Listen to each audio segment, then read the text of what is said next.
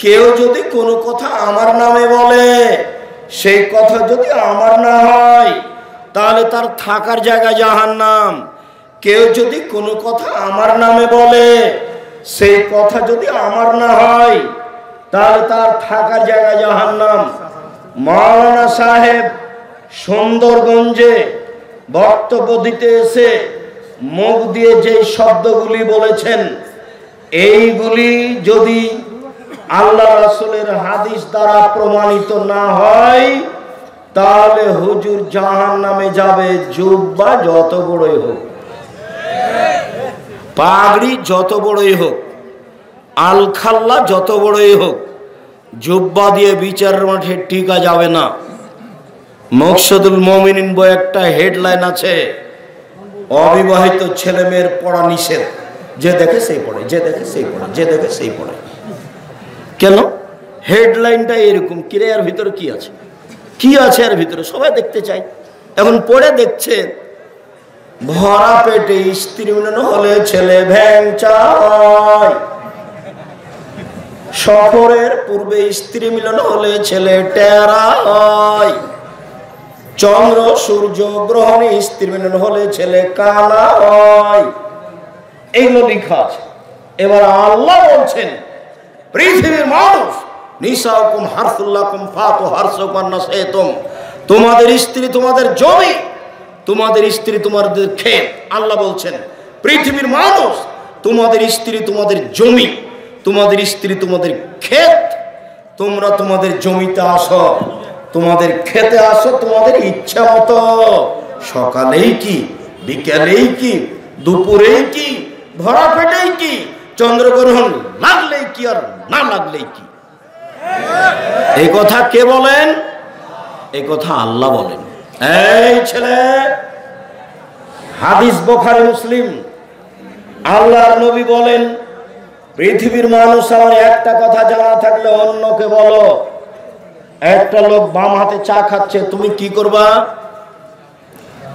বলো যে বাম হাতে খায়েন না, বাম হাতে শয়তান খায়। ও খেপে যাক, খেপে গেলে তোমার ফাঁসি হবে না, শুলিও হবে না, দুটা বকা দিতে পারে। আর কি করবে? শুলিও হবে না, ফাঁসিও হবে না। আমি তো বলেছি, আমি আব্দুর রাজ্জাক বিন ইউসুফ যদি অপরাধী হই তাহলে আমি 2 নম্বর আসামি, আর 1 নম্বর আসামি হলেন মুহাম্মদ সাল্লাল্লাহু আলাইহি সাল্লাম। মরা মানুষের ফাঁসি ঘোষণা আছে এদেশে, অতএব আমার হবে আজীবন জেল, আর মুহাম্মদ সাল্লাল্লাহু আলাইহি সাল্লামের হবে ফাঁসি। আমি তো অনুবাদক। এদেশের মাটিতে হিন্দু কথা বলতে পারে, পারে। এদেশের মাটিতে ইহুদি কথা বলতে পারে, পারে। এদেশের মাটিতে খ্রিস্টান কথা বলতে পারে, পারে। এদেশের মাটিতে স্কুল ফিল্ডে ল্যাংটা বেটি ছেলে নাচতে পারে। বাবার চেয়ারে বসে দেখে বেটি কেমন নাচে, বাপ নাকি মাস্টার ডিগ্রি পাস। বাপকে যদি আমি মূর্খ প্রমাণ করতে না পারি, জাতির সামনে বক্তব্য দেব না।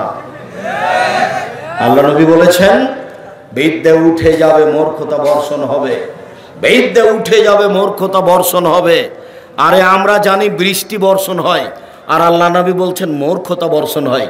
20 বছর পূর্বে সুন্দরগঞ্জে যত শিক্ষিত ছিল আজকে তার চেয়ে বেশি না কম? বেশি। তাহলে আল্লাহ নবী মিথ্যা কথা বলেছেন, নাউজুবিল্লাহ মিন যালিক। আর যদি বলো যে না সত্যই বলেছেন, তাহলে এবার তুমি প্রমাণ করো, কিভাবে করবা?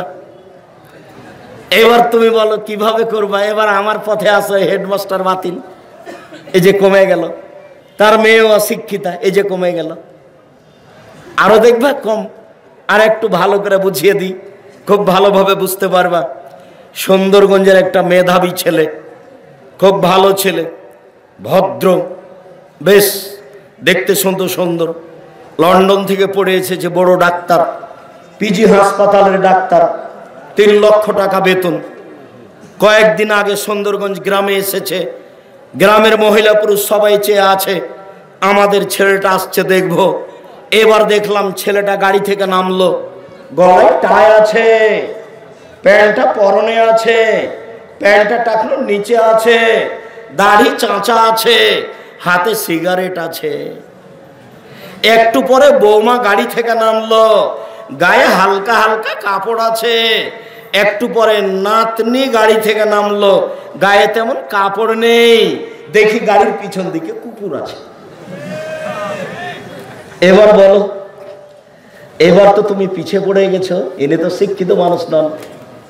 আরো দেখো, ইনি জানেন যে প্রেসক্রিপশনে উনি যে ওষুধ লিখছেন যে কোম্পানির, ওনার ভালো জানা আছে যে অন্য কোম্পানির ওষুধের চেয়ে ভালো। তো এই কোম্পানি লিখলেন কেন? টাকা দিয়েছে তাকে, সেই জন্য। এবার তুমি বলো, এ শিক্ষিত না প্রতারক? এ প্রতারক। একটার পর একটা বাদ দিতে হবে।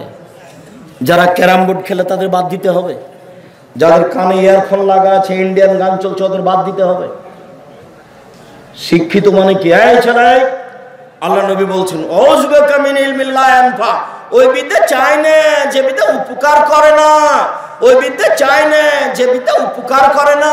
তুমি ওই বিদ্যা দিও না যে বিদ্যা আমার উপকার করে না। বলো তো তুমি, যে মেয়েটা এখানে ফ্যাশন বোরকা পরে আছে ও শিক্ষিতা না? যে মেয়েটা নগ্ন পোশাক পরে আছে ও শিক্ষিতা না? যে মেয়েটা এরকম ফাঁকা পায়জামা পরে আছে, আর একটা মানুষ ঢুকবে, রিক্সায় উঠলে হাঁটু পর্যন্ত দেখা যায়, এ মেয়েটা শিক্ষিতা? আর যে স্কিন পায়জামা পরে আছে, অঙ্গ প্রত্যঙ্গ দেখা যায়, যে লজ্জা স্থানও বোঝা যায়, বলে এ শিক্ষিতা? সবই যে না করছে। এবার তুমি, আমিও নই, তোমার বাপ তো তুমিও নও, এবার কাটতে থাকো। দেখো আল্লাহ রাসূল বলেছেন কি, বিদ্যা উঠে যাবে, মূর্খতা বর্ষণ হবে। মেয়েগুলো একটাও শিক্ষিত নয়। ও ছেলে, তুমি তোমার আম্মাকে বলে দিও, আম্মা আব্দুর রাজ্জাক সাহেব আপনাকে খালা বলে ডাকতে বলেছেন, খালা, আপনি আমাদের খালা। তোমার বোন যেন তোমার মাকে খালা বলে ডাকে। এই ছেলে, এটা তোমার খালা নয়, এটাই তোমার মা, এ কথাই ঠিক। এটা তোমার হস্তিনী মা, এটা তোমার হস্তিনী মা। মা হলে চারটা জিনিস লাগে, গত বছর বলে গেছি, দিন রাত বলছি। মা হলে কয়টা জিনিস লাগে? চারটে। এক, আমি কম বয়সের মেয়েকে বিবাহ করিনি, আমার বাপ শহীদ হয়েছে উহুদের মাঠে 9 জন মেয়ে রেখে, 4টে কারণে আমি তালাক প্রাপ্ত মেয়েকে বিবাহ করেছি। আমার বোনদের সমবয়সের মেয়েকে আমি বিবাহ করিনি, 4টে কারণে। আল্লাহর নবী, আমার আব্বা উহুদের যুদ্ধে শহীদ হয়েছেন 9 জন মেয়ে রেখে, আমার 9 জন বোন আছে, আমার বোনদের সমবয়সের মেয়েকে বিবাহ করা পছন্দ করিনি 4টে কারণে। এক, লেতুয়াল্লেমাহুন্না, আমার স্ত্রী যেন আমার বোনদেরকে শিক্ষা দিতে পারে। 2, অলে তুয়াদ্দেবাহুন্না, আমার স্ত্রী আমার বোনদেরকে শিষ্টাচার শিখাতে পারে। নখ বড় বড় আছে, বলো এটা কোন শিষ্টাচার? নখে নেল পালিশ আছে, বলো এটা কোন শিষ্টাচার? পায়ে উঁচু স্যান্ডেল আছে, নিজেকে লম্বা মেয়ে দেখায়, বলো এটা কোন শিষ্টাচার? দাঁতগুলি ছিলে ছিলে চিকন করে রেখেছে, যেটা হারাম, বলো এটা কোন শিষ্টাচার? এই ছেলে, ভরু তুলে চিকন করে রেখেছে, এটা কাবিরা গুনাহ, হারাম, বলো এটা কোন শিষ্টাচার? সামনের দিক চুল ছোট করে রেখেছে, বলো এটা কোন শিষ্টাচার? বলো এগুলো কোন শিষ্টাচার? নগ্ন পোশাক পরে আছে, বলো এটা কোন শিষ্টাচার? ওকেই বাজার করতে হবে, এটা কোন শিষ্টাচার? ওর হাতে লম্বা বড় মোবাইল আছে, দিন রাত ল্যাংটা মেয়ে পুরুষ দেখে, বলো এটা কোন শিষ্টাচার? এই ছেলে, শিষ্টাচার কাকে বলে? তোমার মা কি তোমার ভাইকে, ছোট ভাইকে ঘুমাতে পারে, ঘুম দিতে পারে? ঘুম দিতে হবে কোন কাতে শোয়াইতে হবে? ডান কাতে। বলিও তোমার আম্মা কাজকে, বলিও আম্মু আমার ছোট ভাইকে নিয়ে যখন শোন, তখন আমার ছোট ভাই কোন কাতে শোয়? তোমার মা যখন তোমার ছোট ভাইয়ের জামাটা পরাবে, কোন হাত আগে ঢোকাবে? ডান হাত। শিষ্টাচার কাকে বলে? তোমার মা যখন তোমার ছোট ভাইয়ের স্যান্ডেলটা পায়ে দিবে, কোনটা আগে দিবে? ডান পায়েটা। খোলার সময় কোনটা আগে খুলবে? বাম পা। পেশাব পায়খানায় যাবে, দোয়া বলে দিবে, ফিরে আসবে, দোয়া বলে দিবে। শিষ্টাচার কাকে বলে? শিষ্টাচার কি জিনিস? আমার স্ত্রী আমার বোনদেরকে শিষ্টাচার শিখাবে। 3, আমার স্ত্রী আমার বোনদের মাথার চুল চিরুনি করে সাজগোজ করে রাখবে। 4, আমার স্ত্রী আমার বোনদেরকে পাহারা দিবে। মা মানে পাহারাদার, মা মানে পাহারাদার, মা মানে পাহারাদার। বলো তো তোমার মা কেমন পাহারাদার? তোমার কি করে? তোমার গায়ে গেঞ্জিটা আছে, পিছনে 47 আছে, বলো তো তোমার মা পাহারাদার? ছি। তোমার মাথার চুল উপরে আছে, চতুর্দিক কাটা আছে, বলো তো তোমার মা পাহারাদার? তোমার দাড়ি চাঁচা আছে, বলো তো তোমার মা পাহারাদার? তুমি সিগারেট খাও, বলো তো তুমি পাহারাদার? তোমার কানে ইয়ারফোন লাগা আছে, বলো তো তুমি পাহারাদার? তোমার মা পাহারাদার? তোমার ছোট ভাই সব সময় গেমস খেলে, তোমার মা পাহারাদার? ভুল হিসাব। গোটা পরিবারটাই মূর্খ। 1999টা পরিবার মূর্খ। এবার হয়েছে, বিদ্যা উঠে যাবে, মূর্খতা বেড়ে যাবে, এ কথাই ঠিক। সম্মানিত দিনী ভাই বোন, রাসূল সাল্লাল্লাহু আলাইহি সাল্লামকে বলতে লাগলেন, ওই যে আপনি দেখলেন যে একটা গর্ত, দুইজন পুরুষ নারী জমা ধরে আছে, ধাঁধা ধাঁধা করে উপরে চলে যাচ্ছে, উলঙ্গ হয়ে আছে, আগুনে জ্বলছে, আবার নিচের দিকে নেমে আসছে, আগুন যখন জোরে জ্বলে উঠছে উপর দিকে চলে যাচ্ছে, দুইজন জমা ধরে আছে উলঙ্গ অবস্থায়। এরা হচ্ছে ব্যভিচার, ব্যভিচারণী। যারা আগুনের ভিতরে জ্বলছে জমা ধরে, এরা কারা? ব্যভিচার, ব্যভিচারণী। 1 মিনিট, আল্লাহ রাসূল বলছেন আরেকদিন দুইজন ফেরেশতা ওরা হাত ধরে নিয়ে যাচ্ছে, হঠাৎ দেখি অনেক মানুষ ফুলে ফেঁপে 25-30 হাত উঁচা হয়ে আছে, এত গন্ধ, মনে হচ্ছে যেন এরা গ্রামের টয়লেট, মনে হচ্ছে যেন এরা গণশৌচাগার, মনে হচ্ছে যেন এরা গ্রামের টয়লেট, মনে হচ্ছে যেন এরা গণশৌচাগার। আমি বললাম ইন্না লিল্লাহ। জিবরাইল, এরা কারা? এরা কারা? এরা কেন এত ফুলে ফেঁপে উঁচু হয়ে আছে? এদের এত গন্ধ কেন? তা আল্লাহ রাসূলকে জিবরাইল বললেন, আহমদ জোনাতা জাওয়ানি, ওরা হলো ব্যভিচার, ব্যভিচারণী। একবার জ্বলছে জমা ধরে উলঙ্গ অবস্থায়, এরা কারা? ব্যভিচার, ব্যভিচারণী। যারা ফুলে ফেঁপে উঁচু উঁচু হয়ে আছে, গন্ধে টিকা যায় না, এরা কারা? ব্যভিচার, ব্যভিচারণী। এইখানে আর একটা হাদিস আছে, সূত্রে একটু দুর্বলতা আছে। বলা হয়েছে যারা ব্যভিচারণী মহিলা, ওদের লজ্জা স্থানের গন্ধে জাহান্নামীরা জাহান্নামে টিকতে পারবে না।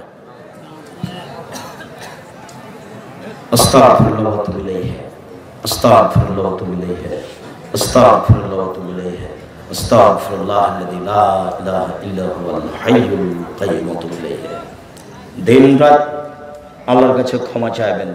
এই ছেলে, তোমার মোবাইলে যেন আর কোনো মেয়ের নাম্বার না থাকে, আজ থেকে তুমি বন্ধ করে দাও, পৃথিবীর যে কোনো বিপদ থেকে বেঁচে যাবা। আর বিচারের মাঠে বিশেষ ছায়াতলে থাকবা। আর মহিলা, তোমাকে বলছি, এ মেয়ে তোমাকে বলছি, তুমি আর এই তোমার মোবাইলে কোনো ছেলের নাম্বার রাখবে না। তোমার মাথায় কিছু আছে? যে ছেলের সাথে তুমি কথা বলো, ওই ছেলে আরো কত মেয়ের সাথে কথা বলে। তোমার একটু হোশ বুদ্ধি থাকা দরকার। আর তুমি একটা মেয়ে মানুষ, জাতিকে ধ্বংস করে পাপী করে কি করতে চাচ্ছ? সম্মানিত দিনী ভাই বোন, আর ওই যে আপনি দেখলেন যে নদীতে একটা মানুষ পড়ে আছে, পানি নেই, শুধু রক্ত আর রক্ত। এ হলো সুদখোর। এক টাকা সুদ খেলে 36 বার জেনা করে যা পাপ হয় তাই হবে, তার চেয়ে বেশি। 2, সুদের পাপের 70টি ভাগ আছে। ছোট ভাগ হলো মার সাথে জেনা করলে যেমন পাপ হয়। 3, কেউ যদি সুদ খায় তাহলে তাকে রক্তের নদীতে ফেলে দিয়ে 5 থেকে পাথর মেরে তার মাথাকে ভেঙে চৌচির করা হবে। সুদ খায় যারা, তারা জাহান্নামে যাবে। ঘুষ নেয় যারা, ঘুষ দেয় যারা, তারা অভিশাপ, তারা অভিশপ্ত, তারা অভিশপ্ত, তারা অভিশপ্ত। সুদ ঘুষের মান প্রায় একই, ফলাফল জাহান্নাম। আর যে দেখলেন বড় গাছের পাশে একজন বসে আছে, উনি হচ্ছেন ইব্রাহিম। ওই যে দেখছেন একটা লোক আগুনকে উত্তেজিত করছে, উনি হচ্ছেন জাহান্নামের মালিক। আর এই যে আপনি প্রথম ঘরে ঢুকলেন, এটা হলো সাধারণ মুমিনের জান্নাত। এই যে এখন বের হলেন, এটা হলো শহীদদের ঘর। এই যে আমি ডান হাত ধরে আছি, আমি হচ্ছে জিবরাইল। এই যে আপনার বাম হাত ধরে আছেন, ইনি হচ্ছেন মিকাইল। আপনি একটু মাথাটা উপর দিকে করেন, করলাম। ওই যে দেখেন কত সুন্দর ঘর, এটা আপনার জান্নাত, আপনার ঘর। ও তাহলে তোমরা আমাকে ছেড়ে দাও, আমি ঘরে ঢুকে যাই? না না না না না না, আপনার বয়স বাকি আছে। যখন আপনার বয়স শেষ হবে, তখন আপনি এই ঘরে চলে আসবেন। বুখারী। সম্মানিত দিনী ভাই বোন, আমি সকল দিনী ভাই বোনকে আজকে সুদ ঘুষের আলোচনা করে যে সব বিষয়গুলি বিশেষ সতর্ক হিসাবে পেশ করা হলো, আপনি এই সতর্কবাণীকে সত্য সত্যই সতর্কবাণী মনে করে যথাযথভাবে মূল্যায়ন করবেন। 1, 5 ওয়াক্ত সালাত, 2, হালাল রুজি, 3, কোরআন তেলাওয়াত, 4, দুইজন যেখানে বসে আছে সেখানে বসতে পাবেন না। আড্ডা পিটা চিরদিনের জন্য হারাম। জেনা থেকে বেঁচে থাকুন, সুদ ঘুষ থেকে বেঁচে থাকুন। মানুষের বাড়িতে কিষান দিয়ে খাবো, কামলা দিয়ে খাবো, ভুল পথে যেতে রাজি নই। সম্মানিত দিনী ভাই বোন, সকল দিনী ভাই বোনকে আজকের গুরুত্বপূর্ণ আলোচনা মেনে চলার অনুরোধ জানিয়ে মার্চের 7, 8 সামনে বৃহস্পতিবার, শুক্রবার রূপগঞ্জ নারায়ণগঞ্জ জামিয়া সালাফিয়া সম্মেলনে উপস্থিত হওয়ার জন্য আন্তরিকভাবে অনুরোধ জানাচ্ছি। জামিয়া সালাফিয়ার সম্মেলন আপনাদের সম্মেলন। দেশ বিদেশের, ভারতের, বাংলাদেশের, সৌদি আরবের আলোচক সেখানে থাকবেন। সামনে বৃহস্পতিবার আর শুক্রবার সবাই যাবেন। আর সব বইগুলি এখানে আছে, সবাই নিয়ে যাবেন। বিশেষভাবে আব্দুল্লাহ মিন্নাতুল বারী, আমার বই আছে কে বড় লাভবান কে বড় ক্ষতিগ্রস্ত, বিশেষভাবে দোয়ার উপরে বই। 35টি হাত তুলে দোয়া করার ব্যাপার আছে, 14টি জায়গা উল্লেখ আছে। আপনি সেগুলি দেখবেন। আর অল্প পয়সা হলেও 10 টাকা 20 টাকা যেটাই হোক সহযোগিতা করে যাবেন। গেটে যারা আমাদের ছেলেরা কেউ গেটে থাকে না, উত্তর হবে না। সম্মানিত দিনী ভাই বোন, আজকে প্রশ্ন উত্তর হবে না। সুদ ও ঘুষ, সুদ ও ঘুষ নিয়ে আমরা এক গুরুত্বপূর্ণ সংক্ষিপ্ত তথ্যবহন বিবরণের চেষ্টা করবো ইনশাআল্লাহ। সম্মানিত দিনী ভাই বোন, যারা আপনারা বসে আছেন, আপনারা কেন জানি এত ব্যস্ত হচ্ছেন। আমি কথা বলবো আর যারা ক্যামেরা নিয়ে আছে তারা দাঁড়িয়ে থাকবে, এটা কিভাবে বুঝলেন? একটু ধৈর্যের পরিচয় দেন। ধৈর্য কি জিনিস? ধৈর্য কি কোনো ঘোড়ার ডিম? এত ব্যস্ত হয়ে পড়ছেন কেন? আর হইচই করাই কি কোনো ভালো আচরণ? আল্লাহ তাআলা আমাদের নবীকে বলছেন, ফাসবির সাবরান জামিলা। মুহাম্মদ সাল্লাল্লাহু আলাইহি সাল্লাম, আপনি সুন্দর ধৈর্য ধারণ করুন। ধৈর্যের সুন্দর আছে, তাহলে সব ধৈর্য সুন্দর নয়। আমার একটা ছেলে মারা গেছে, 7-8 দিন যাবৎ খুব চিল্লাচিল্লি করে কাঁদলাম, তারপরে বলছে আল্লাহর মার আল্লাহ নিয়েছে। এটা কি ধৈর্য হলো? ধৈর্য তো প্রথম থেকেই হতে হবে।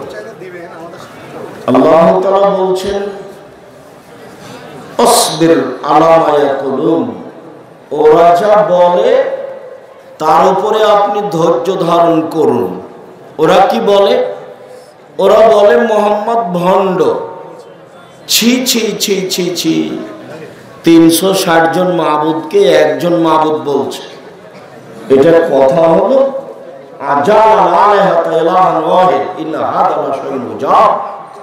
এতগুলি মাবুদকে একজন করে দিল, একে জেলখানায় বন্দি করে দাও, একে দেশ থেকে তাড়িয়ে দাও, একে হত্যা করো, কুকুর লাগিয়ে দাও, এ পাগল, এলাকা থেকে বের করে দাও, যা যা ভাষা কুলাই সে তা বলে।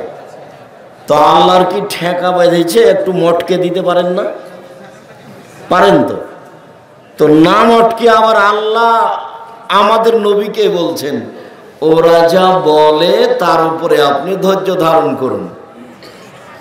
তো ওরা গালি দেয়, ওরা অনেক কিছু বলে, ওর উপরে আপনি ধৈর্য ধারণ করুন।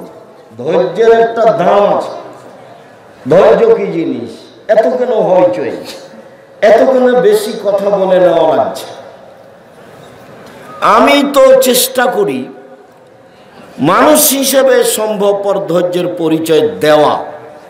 আমাকে যখন সিলেট ফেন্সুগঞ্জ ওসি বললেন, জনাব মামলা তো আমি চালাবো, আপনি সিগনেচার করেন, তখন আমি বলছি, জনাব আমি মানুষের বিরুদ্ধে মামলা করব না। আমি যদি সিগনেচার করি তাহলে আমি মানুষ হিসাবে মামলা চালালাম। যারা আমার প্রতি, গাড়ির প্রতি আক্রমণ করেছে, আমি তাদের জমি জায়গা দখল করিনি, তাদের সাথে আমার কোনো পরিচয় লেনদেন নেই, তাদের দোকানের পাশে আমার দোকান নেই, তাদের সাথে আমার কোনো গন্ডগোল নেই। অতএব আমি যদি এখন মামলা করি তাহলে আমি মানুষ হিসেবে মামলা করলাম। আর এই অন্যায়ের বিরুদ্ধে যদি মামলা আল্লাহ চালাই তাহলেও তার মতো দেখবে।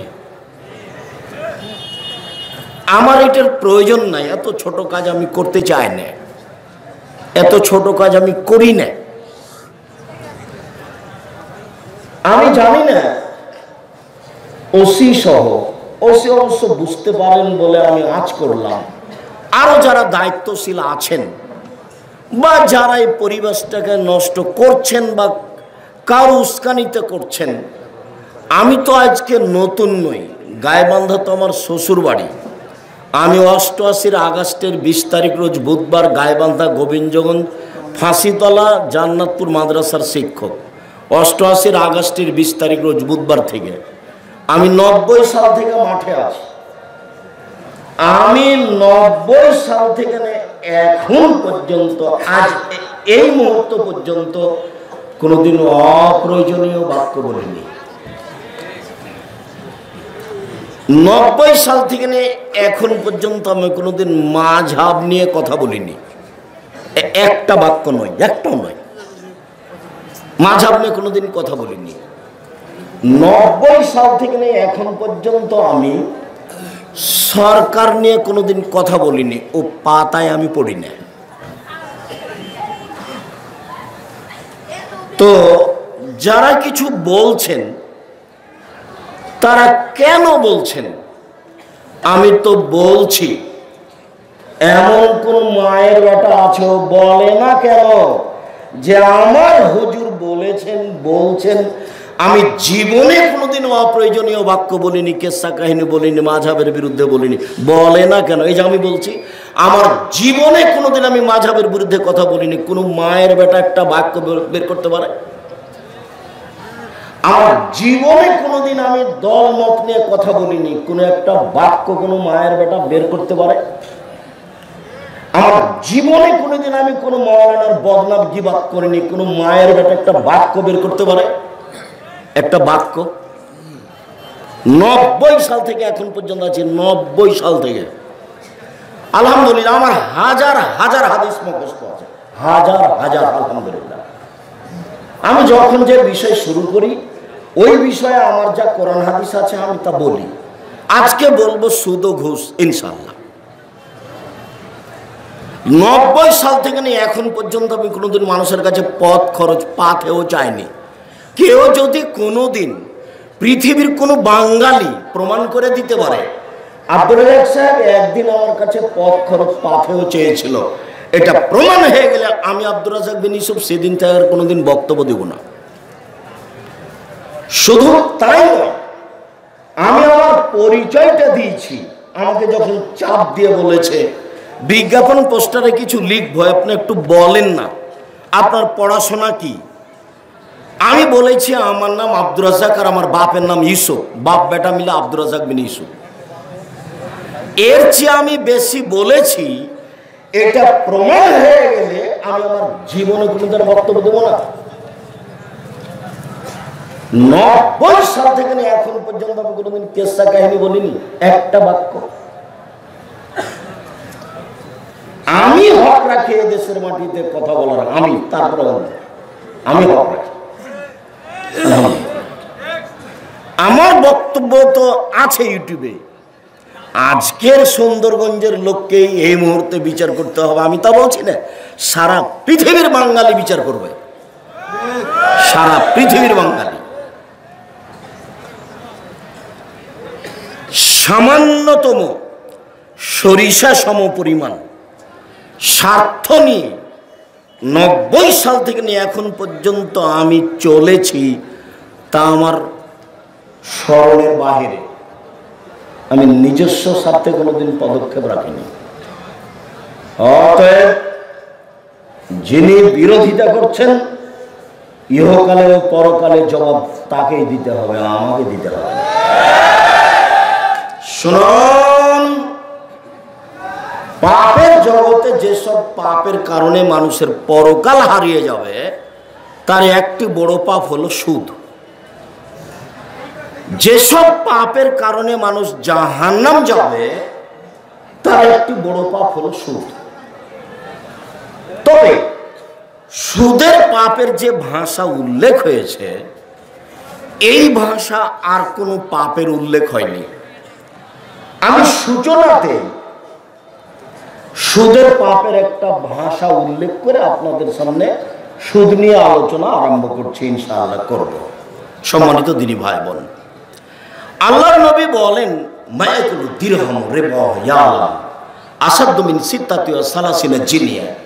কেউ যদি জেনে শুনে 1 টাকা সুদ খায়, 36 বার জেনা করলে যত পাপ হবে, 1 টাকা সুদ খেলে তার চেয়ে বেশি পাপ হবে। এর চেয়ে বড় পাপ আছে। এর চেয়ে বড় পাপ হলো শিরক করা, কিন্তু ভাষা এরকম নয়। এই যে যারা তাবিজ কবজ করছে, এগুলো সব শিরক। যারা মায়ের কসম করছে তা শিরক। মাথায় হাত দিয়ে কসম খায় শিরক।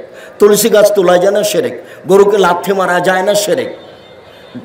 সারা বাংলাদেশ, ভারত, বাংলাদেশ, পাকিস্তানে শিরক বেদাত চলে বিপদ সীমার উপর দিয়ে।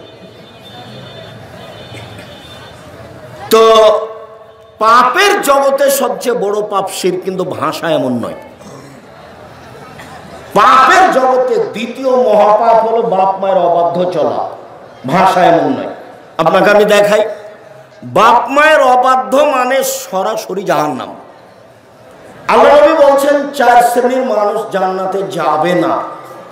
1, আকুন, বাপ মাকে মানে না যে। 2, কামার, জুয়া খেলে যে। 3, মান্নান, খোটা দেয় যে। 4, মুদমিনুল খামর, নিয়মিত বিড়ি, তামাক, জর্দা, সিগারেট, গুল, নেশাদার দ্রব্য খায়, পান করে যে। এরা জান্নাতে যাবে না। আমি এ কথা বলিনি, এ কথা মুহাম্মদ সাল্লাল্লাহু আলাইহি সাল্লাম বলেছেন। আমি অনুবাদক। কথা আবার ঘুরিয়ে ধরি। আব্দুল্লাহ ইবনে আমর বলছেন, আল্লাহ নবী বলেছেন 4 শ্রেণীর মানুষ জান্নাতে যাবে না। 1, বাপ মাকে মানে না যে। তিতা লাগুক আর মিঠা লাগুক, বাহ্যিকভাবে বোঝা যাচ্ছে যে আমার মায়ের চেয়ে বড় শত্রু এই বাড়িতে কেউ নাই। আমার মা যা বলছে সবই যে উল্টা। হ্যাঁ, উল্টা বলছে, এ কথাই ঠিক।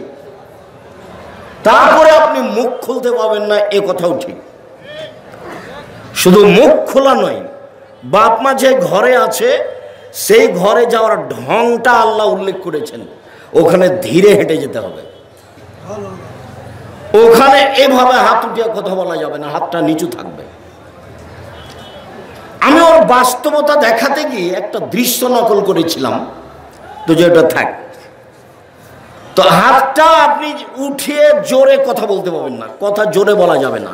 জোরে বলা নিষেধ, জোরে যাওয়া নিষেধ, হাত উঠিয়ে কথা বলা নিষেধ। সব আল্লাহ কোরআন মাজিদে ধারাবাহিকভাবে নিষেধ করে দিয়েছেন। পৃথিবীতে সম্মান করার ব্যাপারে বাপ মায়ের চেয়ে পৃথিবীতে কোনো মানুষ বড় হিসাবে জন্ম নেয়নি। তো বাপ মাকে না মানলে জাহান্নাম, এ কথাটাই কিন্তু ভাষা এমন নয়। জাহান্নামে যাবে যাবে, কিন্তু 1 টাকা সুদ খেলে 36 বার জেনা করে যত পাপ হবে, 1 টাকা সুদ খেলে তার চেয়ে বড় পাপ হবে। ভাষা এরকম নয়। 2,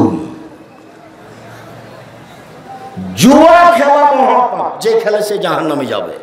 উল্লেখ্য যে প্রত্যেক যেই খেলাতে টাকার হার জিত রয়েছে সেটাই হলো জুয়া। আন্তর্জাতিক খেলা সবচেয়ে বড় জুয়া। প্রত্যেক যেই খেলাতে টাকার হার জিত রয়েছে সেটাই হলো জুয়া। আর যখন টাকার হার জিত নেই, শরীর চর্চা আছে, তখন জায়েজ। যখন টাকার হার জিত নেই, শরীর চর্চা আছে, তখন জায়েজ। যেমন ছেলেরা স্কুল ফিল্ডে বল খেলে, ক্রিকেট খেলে, ফুটবল খেলে, ভলিবল খেলে, গ্রামের পাড়ায় খেলে, খেলে শরীর চর্চা হিসেবে, এতে নাজায়েজের কিছু নাই, এটা জায়েজ। কিন্তু যখন এটা টাকার হার জিতে যাবে, তখন এটা হবে জুয়া। যারা অংশগ্রহণ করবে তারা জান্নাতে যাবে না। উল্লেখ্য যে যেই খেলাতে টাকার হার জিত নেই, শরীর চর্চাও নেই, যেই খেলাতে টাকার হার জিত নেই, শরীর চর্চাও নেই, সেইটা জুয়ার চেয়েও খারাপ। আল্লাহ রাসূল বলছেন, মানে লাইবা নারদে শের ফাকাদাত খালা ইয়াদাও বিদামি খিনজির। কেউ যদি চৌসা, ছক্কা, লুডু, দাবা, পাঞ্জা, ক্যারাম বোর্ড, তাস, গেমস, এই ধরনের খেলায় অংশগ্রহণ করে, যেগুলো বসে বসে চলে, যাতে সময় নষ্ট হয়, যাতে পড়াশোনা হয় না, যাতে ইবাদত বান্দিগি হয় না, যাতে আয় উপার্জন কিছু হয় না, এমনিতে বসে বসে চলে, এমন খেলায় যদি কেউ অংশগ্রহণ করে, তাহলে মুহাম্মদ সাল্লাল্লাহু আলাইহি ওয়াসাল্লাম বলেছেন, ও শুকুরের রক্তের মধ্যে হাতটা ডুবিয়ে দিল। এই ছেলে, তোমাকে বলছি, বক্তব্যের সাথে মুনাফিকি করো না। আজকে ক্যারাম বোর্ড ভেঙে ফেলে রাতে ঘুমাও। মুনাফিকি বক্তব্যের সাথে করলে তুমি মুনাফিক, আমি নই। জবাব তুমি দিও। তুমি কি ভালোবাসো, দূর দূরান্ত থেকে এসেছ, আমি বুঝি যে আমার ভালোবাসার কি আছে, আমি তো সবসময় এরকমই থাকি। দেশেও যেমন, বিদেশেও তেমন, রাস্তাঘাটে তেমন এরকম। লৌকিকতা দিয়ে জাতির কাছে কিছু করতে চায়নি, রূপ চেহারা দিয়ে জাতির কাছে কিছু করতে চায়নি, জাতির কাছ থেকে কিছু নিতে চায়নি, সব নগদ। শোনো, আল্লাহ রাসূল বলছেন, ওই সব খেলা যাতে শরীর চর্চা নেই, যাতে টাকার হার জিত নেই, এমনি এমনি চলে, তাতে পড়াশোনা হয় না, তাতে কোনো আয় উপার্জন হয় না, তাতে কোনো ইবাদত বান্দেগি হয় না, অনর্থক বসে সময় কাটে, এমন খেলায় যদি কেউ অংশগ্রহণ করে, তাহলে সে তার হাতকে শরীর রক্তের মধ্যে ডুবিয়ে দিল। হাদিস বুখারী, মুসলিম। এই কথা মুহাম্মদ সাল্লাল্লাহু আলাইহি ওয়াসাল্লাম বলেন। বলছিলাম, জুয়া মহাপাপ, ফলাফল জাহান্নাম, কিন্তু ভাষা এমন নয়। 3, খোটা দেওয়া। খোটা দেওয়া কি জিনিস? এই যে 5,000 টাকা গরিব মানুষ দিয়েছিল, আমি বললাম যে আমার এই কাজটা করে দাও, তো করে দিল না। তা আমি বললাম, আরে কালকে 5,000 টাকা দিলাম, তুমি ভুলে গেলে? এরই নাম খোটা দেওয়া। খোটা দেয় যে সে জাহান্নামে যাবে, অথচ ভাষা এমন নয়। কেউ যদি নেশাদার দ্রব্য পান করে, সে জাহান্নামে যাবে, কিন্তু ভাষা এমন নয়। সুদের ভাষা এমন যে শুনতেই ভারী। চলে, আবার যখন এ নিয়ে কথা আসবে, তখন আমরা বিষয়টি আরো স্পষ্ট করব। আজকের আলোচনায় মনে রাখবেন সুদ কি জিনিস। আব্দুল্লাহর একটা বক্তব্য আছে অর্থনীতি নিয়ে, সেইখানে আপনি দেখবেন টাকাকে যখন তার নিজ গতিতে ব্যবহার হতে দেওয়া হবে, তখন সমাজে শান্তি থাকবে, সমাজের লোক নিঃস্ব হবে না। সেইটা হলো টাকাকে ব্যবহার করতে হবে বিনিময়ে। আমি টিস্যু বক্সটা নিয়েছি, কি দিয়েছি? টাকা। এর নাম বিনিময়। এটা হলো টাকার নিজস্ব গতি। আমি 1 কেজি কপি নিয়েছি, তরকারি, আমি বিনিময়ে কি দিয়েছি? টাকা। মনে রাখতে হবে, ছেলে, কথা ভুললে হবে না। টাকার নিজস্ব গতি কি বলতো? বিনিময়ে ব্যবহার হওয়া। টাকার নিজস্ব গতি কি? বিনিময়ে ব্যবহার হওয়া। আর যখন টাকা দিয়ে টাকা নেওয়া হবে তখন টাকার উপরে জুলুম করা হবে। টাকার উপরে কি করা হবে? জুলুম করা হবে।